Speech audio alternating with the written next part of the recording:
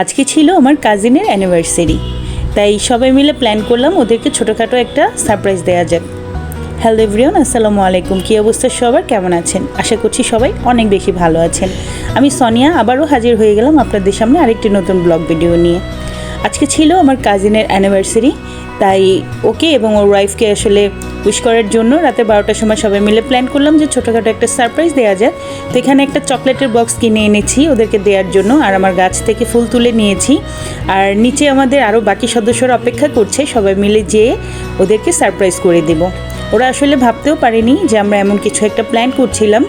তো নিচে থেকে সব কিছু রেডি করে নিয়ে হঠাৎ করেই উপরে গিয়ে হইচই করে উঠেছি। ওরা তো একদম সারপ্রাইজ হয়ে গিয়েছে, ভাবতেই পারেনি যে আমরা এমন কিছু একটা প্ল্যান করছিলাম।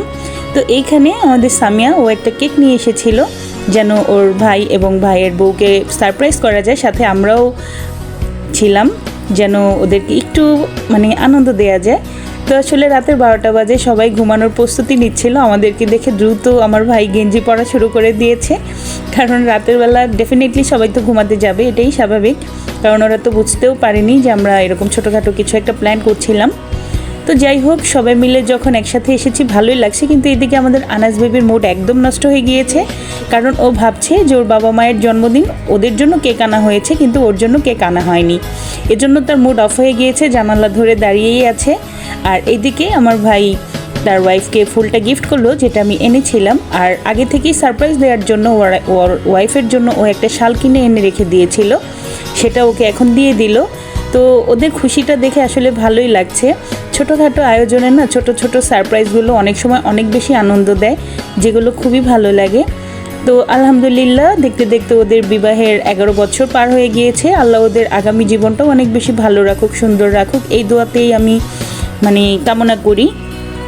এইদিকে আমাদের আনাস বেবি এখনও তার মুড ঠিক হয়নি, একটু পরে পরে সে মন খারাপ করছে যে তার জন্য কেন কেক আনা হয়নি।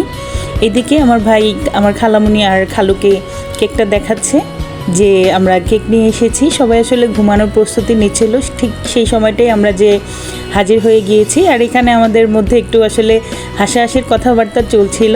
এদিকে মোমবাতি দেখে আমার ভাই হাসাহাসি করছে। আর এই তো আমাদের কেকগুলো সব রেডি। টেস্টি ট্রিট থেকে ছোট একটা কেক আনা হয়েছে, আর এই কেকটা আসলে আনা হয়েছে। এবার সবাই মিলে ওদের আনন্দ দেখছি, আর ওরা কেকটা কাটিং করে নিচ্ছে। সবাই ওদের জন্য দোয়া করবেন, আল্লাহ যেন ওদেরকে অনেক বেশি ভালো রাখে। আমিও এই দোয়া করি, আল্লাহ ওদের দাম্পত্য জীবন অনেক বেশি সুখের করুক। এদিকে আমাদের আনাস বেবি কান্নার হাসি হাসছে, ওর কান্না চলে আসছে কিন্তু ভয়ে আবার হাসিও দিচ্ছে যাতে ওর বাবা ওকে কিছু না বলে।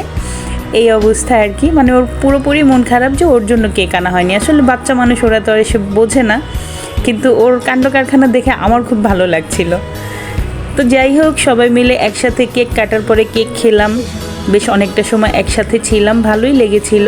আমরা আসলে চেষ্টা করি সবসময় একে অপরকে এভাবে ছোটোখাটো সারপ্রাইজের মাধ্যমে একটু আনন্দ দেওয়ার। ওরাও আমাদেরকে অনেক সময় এরকম ছোটোখাটো বিষয়ে অনেকভাবে সারপ্রাইজ করে। আমার ছেলের বার্থডে, আমার বার্থডে, এরকম আরও ছোটোখাটো অনেক ওকেশনে আমরা একে অপরকে চেষ্টা করি একটু আনন্দ দেওয়ার, এই আর কি। এই তো রাতের বেলা কেক খেয়ে নিলাম, ভাত খেয়েছি পেট একদম ভরা, তারপরও কেক খেয়ে নিলাম।